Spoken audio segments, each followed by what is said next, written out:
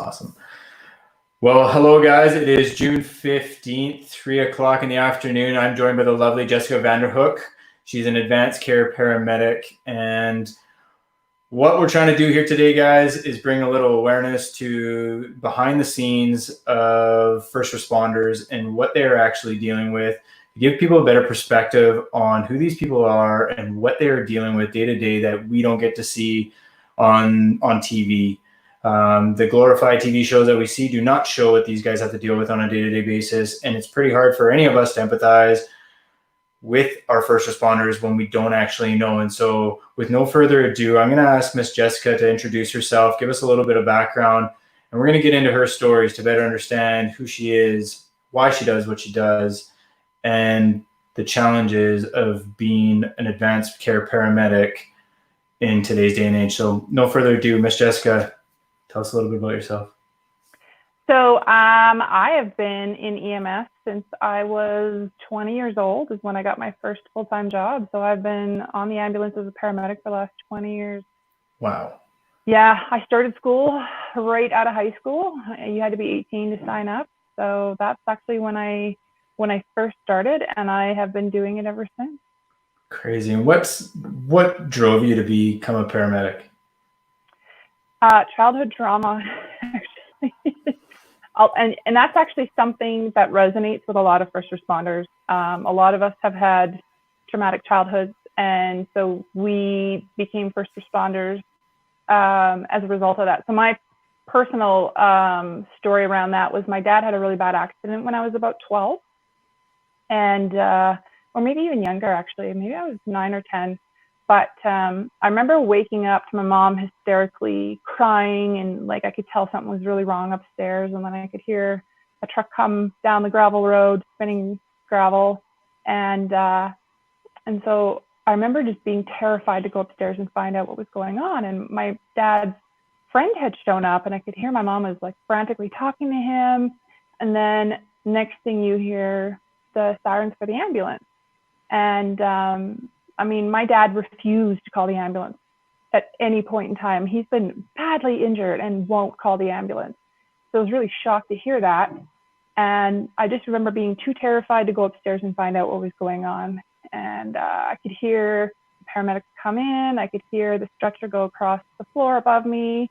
I could hear the tires squeaking. And I think there was a part of me that day that just made a promise to myself that I would become the person that I needed, that I would become whoever it was that I needed to be, that would never be scared, that could walk into any situation and fix it, and that would know how to do everything to fix anything. Like I wanted to become that person, and to me, that person ended up being a paramedic. So I became the person that I needed when I was a child. So you're telling me it wasn't in grade school when the teacher said, "Hey, what do you want to be?" No, I wanted to be a veterinarian. That's what I actually wanted to be. Yeah. Why did you want to be a veterinarian? Because I love animals. I deeply, deeply, deeply love animals. And I always just wanted to help them, help their suffering and help them be healthy and love on them. And yeah, so I'm a huge animal lover. Right on. Yeah. Jessica, I think like for me, it seems like a lot of people who've entered into that profession, into your profession, whether it be, and I'm just going to say first responder, but whether it be police, fire, paramedic, nurses, any of those professions, they have a true deep desire to help people. Is that a fairly standard thread, or are there other? It's interesting you say that. Everyone has a different reason, and there's the reason they want people to believe they got into it, and then there's the reason they actually got into it. And that is something I see very much. Very, very interesting. Well, yes. We'll get to other people's stories, but your stories was to be the person to be able to take care of any situation under any condition. Yeah. And you've obviously been put through your paces as a paramedic for 20 years. Yeah. And so the real meat of what we're trying to do here is your story. And then ultimately, you know, you've suffered post-traumatic stress disorder, or are suffering or dealing with coping, healing. I'm obviously, I think that started from a young age with you, with your father, but can you kind of walk us through the life of a paramedic? And it's not all saving lives. It's definitely a lot more to that. So can you kind of give us a glimpse into your world and what you see on a regular basis? Absolutely. So it's interesting because it's so many things that people don't realize it's going to be. A lot of what we deal with is actually failure to cope. And most people don't know what that means, but there's a huge portion of our population in society that just doesn't know how to cope with their lives. And so they don't know who else to call when they are in distress, when they are scared, when they've run out of their meds. Like, it's dyscopia is kind of what we call it. So there's a huge aspect of our job that ends up being social work.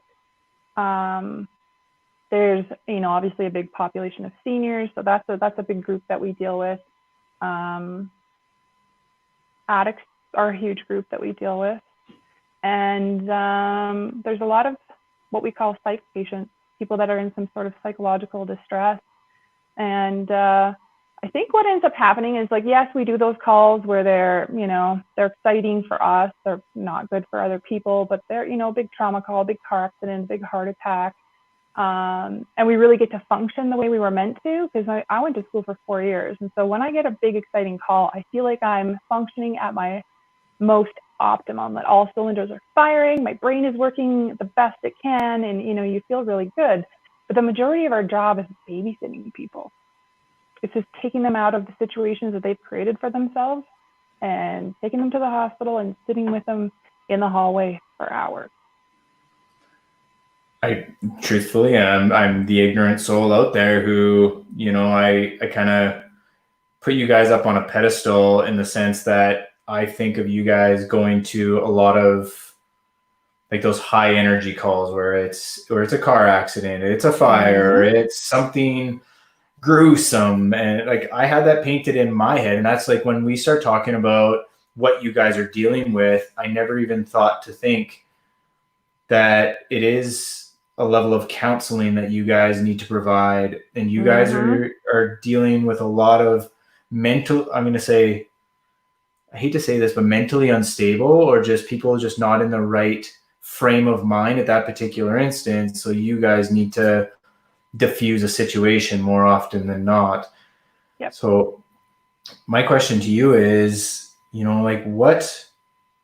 walk me down a scenario or a situation that you experienced, whether it is that gruesome or whether it is just that really challenging patient who's struggling mentally. Like, what's been the hardest part for you in dealing with these people? Well, so first of all, I think the best way to put what EMS does is we're a catch-all for all of the failures in our healthcare system and our mental health system. Oh. I think that's basically what EMS is. We're just a big catch-all for that. The calls that are the hardest for me to deal with are where very innocent people are in the wrong place at the wrong time. Because a huge portion of the calls that we go on are people that have done things to themselves. And the consequences, they end up needing to call us. Like, people have taken too much drugs, they've drank too much, they've smoked their whole lives, they're overweight, they don't look after themselves, they drive drunk, they, get in a drug deal where they get stabbed. Like, most of the time, people are the cause of their own reason for having to call us. But every once in a blue moon, you get someone who's truly just a victim of circumstance or, violence. I think that's one thing that I've just never been able to understand, is just the sheer amount of violence that one human being can perpetrate on another. And those calls really bother me, where somebody's just in the wrong place at the wrong time, and somebody violent decided to victimize them. I truthfully can't imagine it. I grew up in a violent home, and and I don't even know how I remember this, but one of my memories, and I know I told you my dad passed away when I was 5. He was by all accounts, I will say he was a good father. He was not a good man. in the sense that one of my most vivid memories of him is throwing my mom out a screen door. Wow. Down a set of stairs, and he was a violent drunk, and like I couldn't imagine, like that's one memory I had. I can't imagine how often you see very similar type circumstances, maybe not all the same, but stuff that's very like in terms of how it happened. I'm really curious, Jessica, like it in terms of, the post-traumatic stress disorder, PTSD. Yeah. It doesn't just happen with one event typically. It can for some people, but it didn't for me. Okay. Is there, I would assume that it would take a lot for you guys. You guys are mentally strong, and kind of what goes on in the background for you guys is told to put your emotions aside. I heard that one day when you were speaking is, you're not able to kind of showcase your emotions. You have to put it behind you. So I always just assume that there's a buildup to where you get to a point where you recognize, oh, dang, I have PTSD and now I need to deal with it.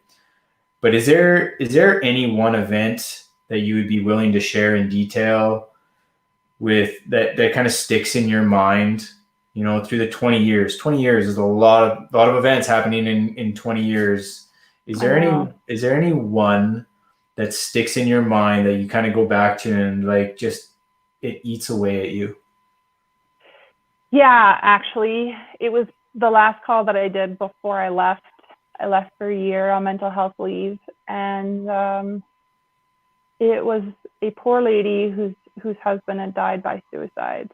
And it was knowing how emotionally vacant I was. I wasn't even looking after myself at that point, but I wasn't aware of how sick I was. I was aware something was really wrong, but I didn't know what was wrong.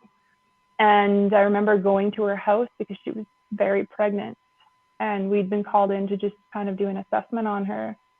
And hearing her story of how she tried to get him help, and reading the text messages that he'd sent her, blaming her for everything, knowing that she was going to have a baby in a short period of time and that she had a 2-year-old, it was devastating because at that point, I'd been able to separate myself from a lot of the people that I'd looked after, because I could say, well, I would never do that.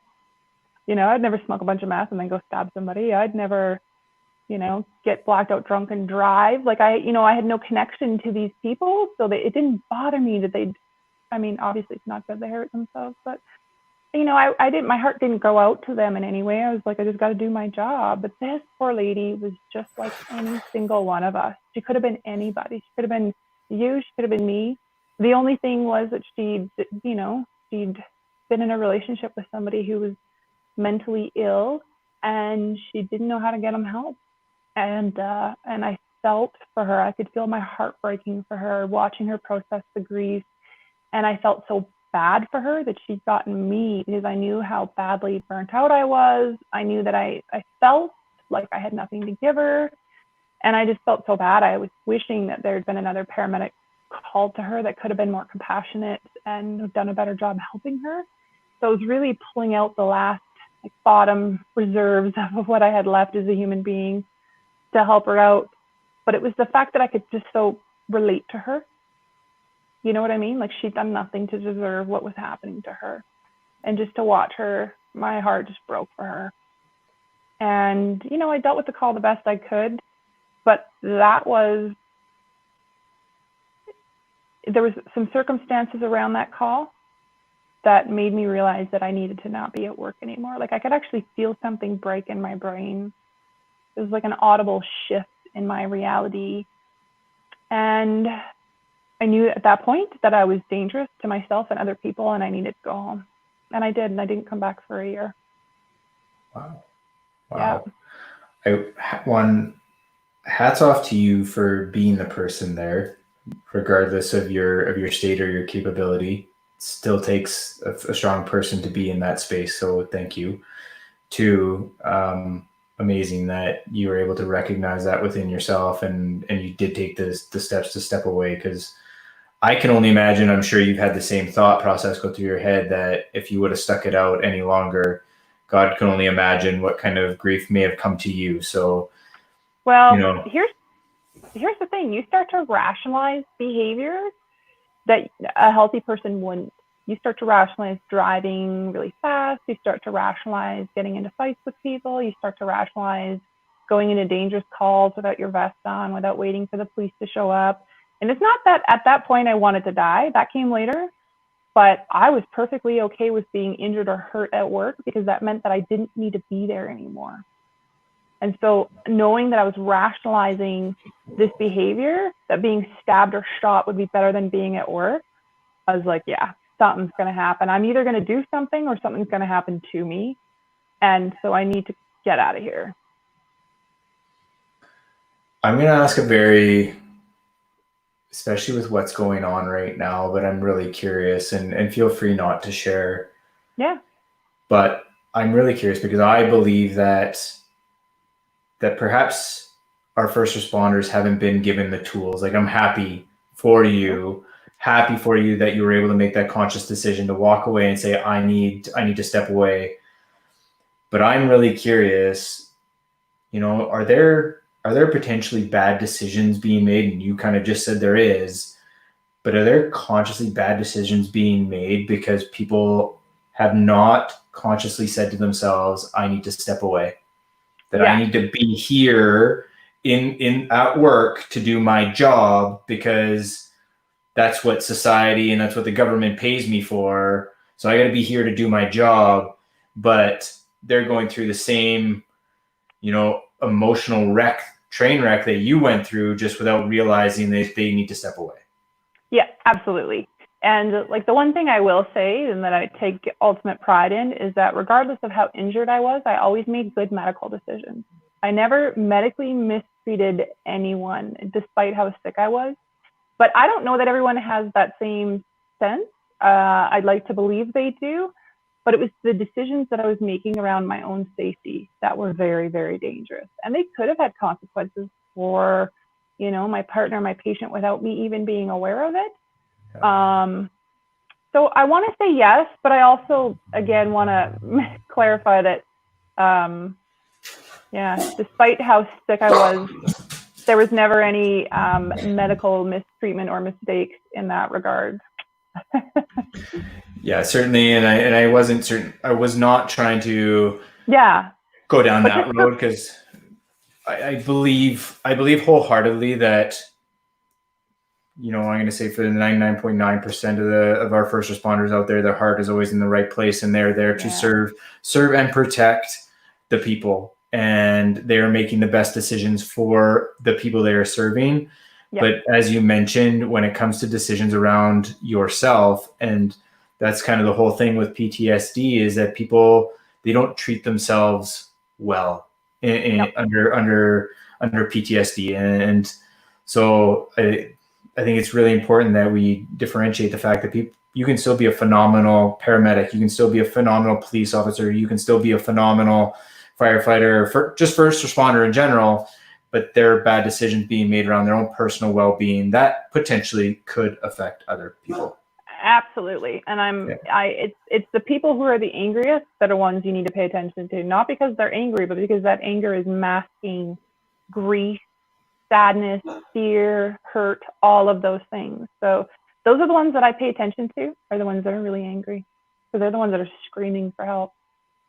Interesting. And thank you for pointing that out, because I think a lot of people need to hear that and be aware of it. And I would be really curious to know, like, if I recognized someone in my circle, or even came across, an officer or a paramedic, someone who's having a bad day and seems to be angry, is there an appropriate way to approach those people? That's a great question. I don't know how I would have perceived things back then, because everything was a threat to me back then, and I was in defense mode the entire time. So I think, like, somebody did say to me, Jess, you just don't seem like yourself. And I'm telling you this out of concern for you. You don't seem like yourself at all, and I worry about you. And that struck a chord with me, because it wasn't somebody accusing me of anything. It wasn't somebody that was trying to make me feel bad. It wasn't somebody that was like, boy, you're real angry, because you're just going to get more anger out of that, Yeah. as people found out, right? When they're like, Yeah. oh, you're really angry. I'm like, oh, you want to see anger? I can dial it up a lot. This is me fine. Now you pissed me off. So you have to be careful how you ask those questions. But I think when it comes from a place of genuine concern and not a place of criticism or pointing fingers, it's better received. I think just making people aware that there is something going on in the background, and I'm going to say probably every first responder, what they To some see degree, what they see day to day is not what the white collar individual sitting in an office has any idea about. And so just giving no, them an awareness to say, hey, like give them an ounce or give them a centimeter of space to say, is everything okay? Right? exactly. From a true place of caring, and we'd be doing you guys a massive favor. Absolutely. Give us a little breathing room. Like you said, give us a little bit of flexibility, a little bit of forgiveness. Just allow us to be humans just like you are. Because I think that's one of the things that's really hard to deal with too, is people expect us to always maintain this level of 110%. And yet, they might average 50% on a given day and be making millions of dollars. You know what I mean? I Yeah. find it frustrating that everyone expects so much out of us. And I understand in the medical realm that you expect 110% from me. I 100% get that. Like there's no room for error in my job, and I'm okay with that. I've accepted that. But for me to be a human being, for me to not necessarily be thrilled to see your drunk ass at 3 o'clock in the morning, like, give us a little bit of understanding. That would be great. Or my other favorite is when we're parked in front of someone's favorite coffee shop, to go in, for the only 15 minutes break we might get that day. And we stand in line to get our coffee, and someone yells at us because we're blocking their view with the ambulance. And I want to be like, hey, listen up. I work a 12, 13-hour day. I get 0 breaks. There are 0 food breaks. There are 0 nothing. Everything that I get is in small portions, and it's only if the call volume allows for it. So this might be the only 15 minutes of downtime I get. You know what you can do is buy me a coffee. Truth. Don't yell at me because my ambulance is blocking your view for the 15 minutes that I had to look after myself in a 12 to 13-hour shift. Well, you just motivated me to the next time I see an ambulance anywhere within the vicinity parked, and if I can buy them a coffee, I'm buying a coffee. Jess, I think it's really important because you took a year off, and I want you just kind of, like I said, we talked about the challenging bits and really shed some light on that.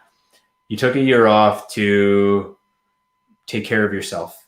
And that's what this is all about. And as we're putting this on WWR YouTube channel, this is really all about healing and getting people, first responders, to a position where they can heal themselves. And can you just give us that healing journey? You stepped off the job that day, took a year off. You've made the conscious decision to go back.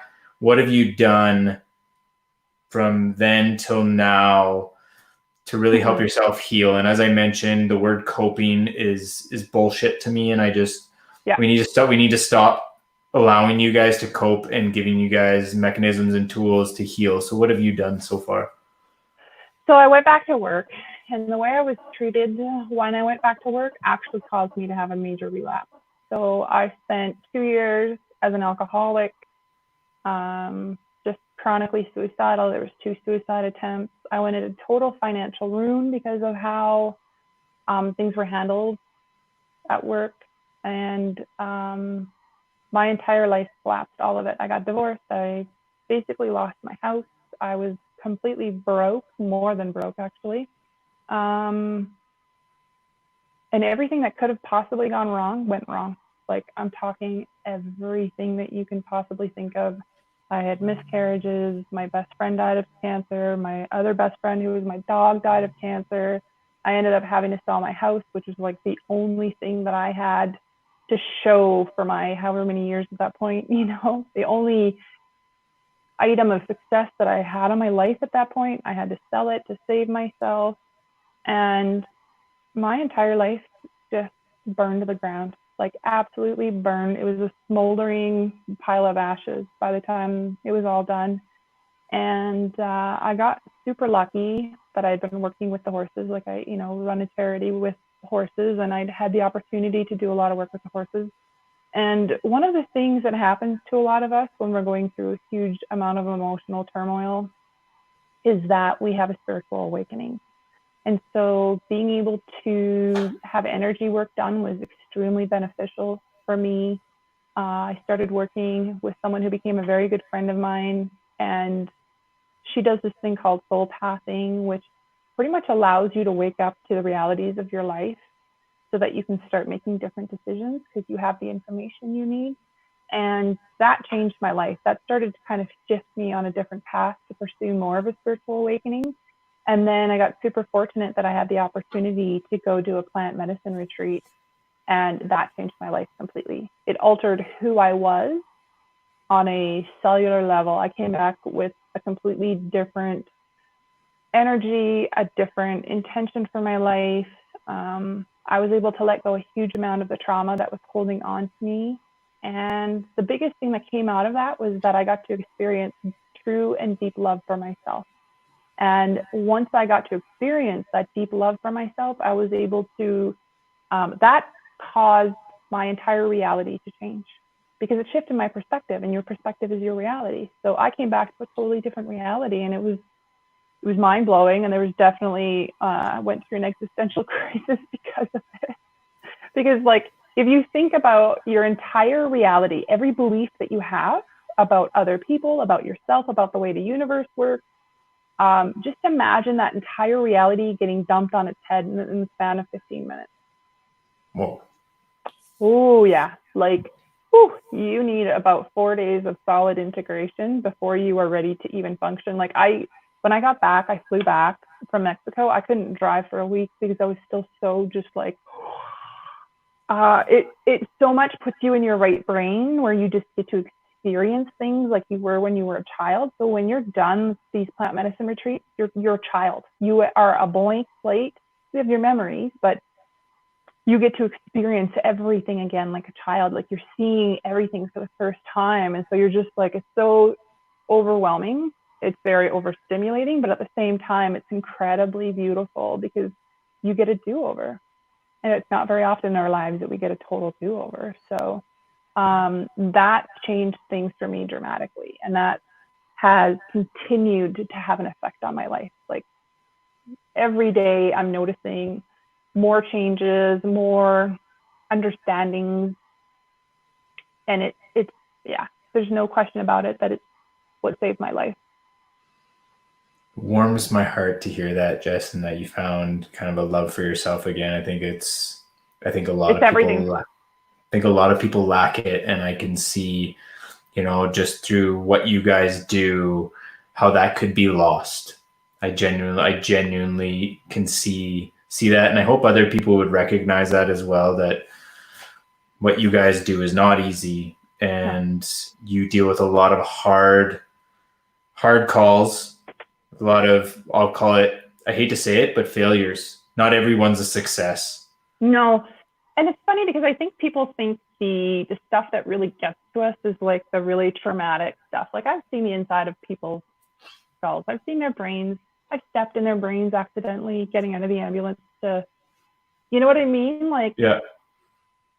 I want to say I've almost seen it all. There's a couple of things I haven't seen that I have no interest in seeing, but it's the things where there is some sort of emotional connection to that call. Those are the ones that really get us. And they don't need to be overly traumatic. They don't need to be blood and guts. Like there's just something where you identify with that person's suffering, whether it's that you have kids and that person is just, it's a kid the same age as yours, or it's somebody that you can relate to. Man, that's where the trauma comes in. And the other thing that I don't think a lot of people realize is it's in the way we're treated. It's in the way we're treated by employers. It's in the way we're treated by the public. It's in the way we're treated by other services. It's death by 1,000 paper cuts. And eventually that takes away your ability to be resilient. Because if I worked in a healthy environment, I could handle a lot more, right? Yep. Stands to reason that when you are supported and you are looked after and you are cared for, that you can probably handle a lot more than when you're exhausted, you're on 2 hours of overtime, you haven't eaten, you've missed your kids' birthdays, people have told you to, F off, someone's tried to punch you in the face. Yeah. Like, that's what gets to you. It's the constant being run down. It really is death by 1,000 paper cuts. And I think that's what gets to people most of the time. It's all the other things people don't think about.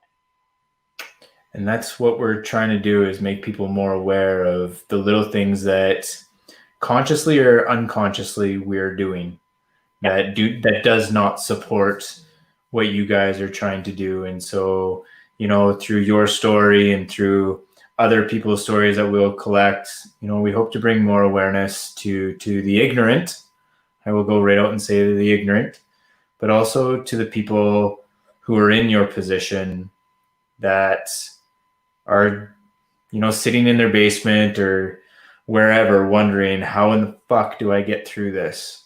How do I manage this? Or am I alone? Yeah, well, the answer is no. There's a good chance somebody's gone through exactly what you've gone through. And even if they haven't, you're not alone, because there's so many of us that want you to reach out because we want to help you. And I think back to that love, that self-love, I will tell you that one of the reasons I became a paramedic was because of my lack of self-love, because I was raised to believe in my household that I needed to do something of value to be of value.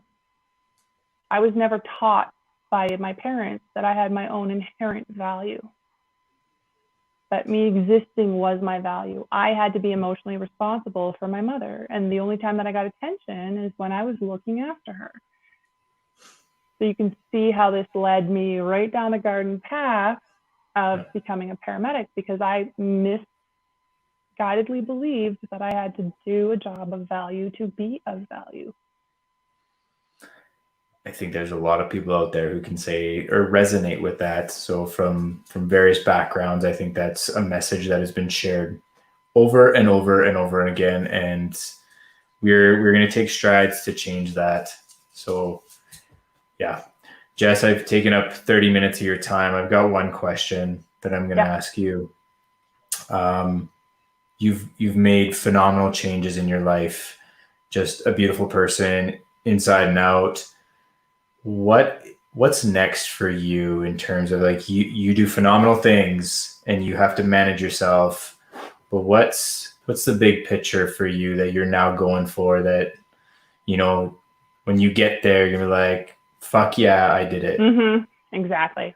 So there's a couple of businesses that I want to start around mental health. And one of the things that we want to do with the charity that I run is actually build a healing center on it that's similar to Wineglass Wellness, but it would be an actual massive structure where you would be able to do meditation, yoga, equine assisted therapy, see your psychologist, go into a float tank, have a sweat lodge on there, and have a great combination of Western medicine available, spiritual medicine, indigenous medicine, that type of thing. But the idea is that when you pull up, you can have access to all of the resources that you need. You can see your psychologist, you can go for a float, you can, all of those things. But to build it on a world-class level, so that if people want to do all of their appointments once a week, they can do that. Or if people want to fly in and do a retreat for a week, they can do that as well. But that they can kind of access that menu of healing, because I think that's so important, because not everything works for everybody. And sometimes people are drawn to different things. Like, I've never been able to really get into yoga. It just doesn't resonate with me a lot. But for a lot of people, it's been hugely beneficial. It's been life-changing for them. So just to be able to have the ability for people to access all of that, that's my big dream. But bigger yet is I need to stop doing everything for other people and start really looking after myself. So for me, a sign of success would be that I am pursuing something purely out of my own self-interest for the first time in my life, because my entire life, right from the time I was born, is about looking after other people. And I would love to just pursue something that is only in my own best interest. To me, that would mean that I've made huge strides in my recovery. You're going to do it. I believe it, and I can see it. So my hat goes off to you with respect and gratitude for you being who you are. And I'm so thankful to have met you and know that you're out there and only a phone call away if I ever needed you.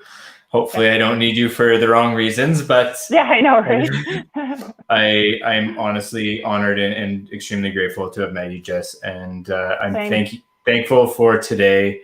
We're going to continue to get more people's messaging out there. And for anyone who wants to see this, it's on YouTube. Check it out. Jess, is there any last message that you would send to the people sitting in their basement, possibly having some pretty dark thoughts? Yeah. Hang on for one more day. Just get through today and try everything. One of the worst things we can do for ourselves is to pigeonhole ourselves into one type of therapy or one type of healing. Try everything. But when we get caught up in thinking about a month from now or 2 months from now, it's too overwhelming at that point. So just get through today. But just know that there is this amazing thing called post-traumatic growth, where you don't just get to survive, you get to thrive. You get to live a life that you are thrilled to be alive. You wake up in the morning, you're happy to be alive. That was something I didn't feel for most of my life. And where you get to truly pursue things that set your heart on fire. That is possible. You just have to put one foot in front of the other and just make it one day at a time and reach out. There's so many of us that know what you're going through that want to help you, so reach out. Awesome. Thank you, Jess. You're welcome. Thank you. We're going to shut her down, stay on, and we'll finish off this chat. Cool.